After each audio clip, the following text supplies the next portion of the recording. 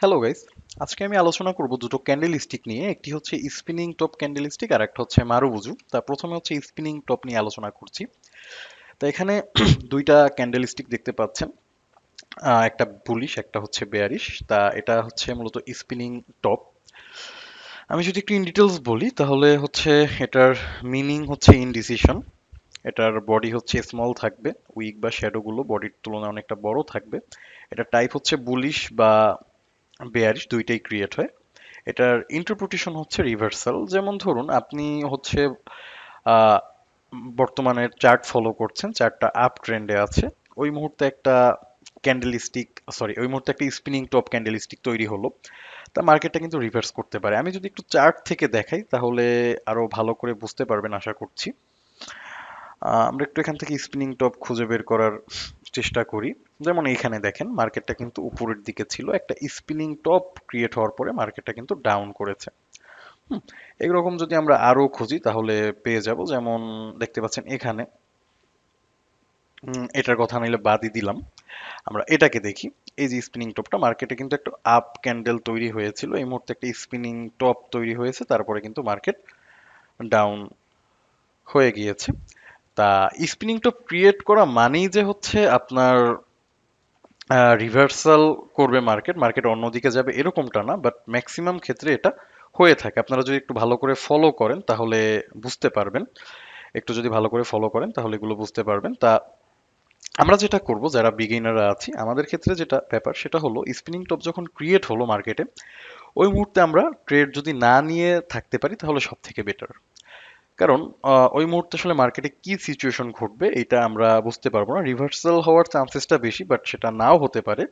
তা spinning top যখন create হবে তখন হচ্ছে মার্কেটটা কনফিউজড থাকবে যে মার্কেট আসলে কোন দিকে যাবে, মার্কেট নিজেও জানে না। তা ওই মুহূর্তে আমরা যদি ট্রেড না করে থাকতে পারি এটা আমাদের জন্য সব থেকে ভালো।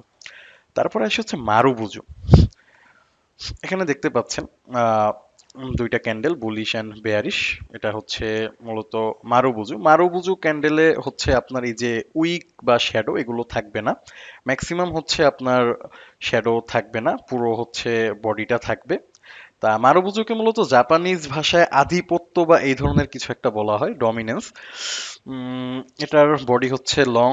এটা হচ্ছে বুলিশ বেয়ারিশ দুইটাই ক্রিয়েট হয়। এটার ইন্টারপ্রিটেশন হচ্ছে এটা রিভার্সাল হতে পারে, আবার হচ্ছে ট্রেড কন্টিনিউ করতে পারে। মানে আপনি ধরুন একটা চার্ট দেখছেন, হঠাৎ করে একটা বুলিশ মারুবুজু তৈরি হলো। আপনি যে চার্টটা দেখছিলেন ওই চার্টটা হচ্ছে ডাউন ট্রেন্ডে ছিল। ডাউন ট্রেন্ডে থাকা চার্টে আপনি একটা বুলিশ মারুবুজু দেখতে পারলেন, একটা বুলিশ মারুবুজু ক্রিয়েট হয়ে গেল। ওই সময় হচ্ছে রিভার্সাল হওয়ার চান্সটা কিন্তু অনেক বেশি থাকে। আবার ধরেন আপনি ডাউন ট্রেন্ডে মার্কেট দেখছেন, ওই মুহূর্তে একটা বেয়ারিশ মারুবুজু ক্রিয়েট হলো, তার মানে হচ্ছে মার্কেট ওই দিকেই কন্টিনিউ করবে বা করার চান্সেস থাকে।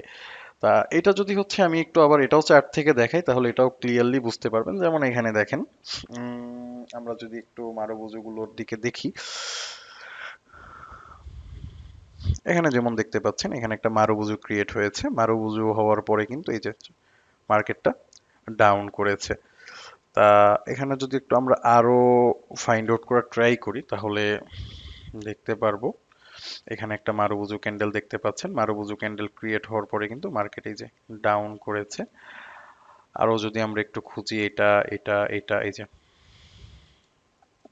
এই যে মারুবুজু হওয়ার পরে এখানে একটা আপ হয়েছিল, আবার হচ্ছে একটা মারুবুজু ক্রিয়েট হয়েছিল। দেখেন মারুবুজুটা ক্রিয়েট হওয়ার পরে এখানে একটা স্পিনিং টপ ক্রিয়েট হয়ে কিন্তু এটা রিভার্স করলো। তো আশা করি বুঝতে পেরেছেন। আজকে টপিক এইটুকু পর্যন্তই। ধন্যবাদ।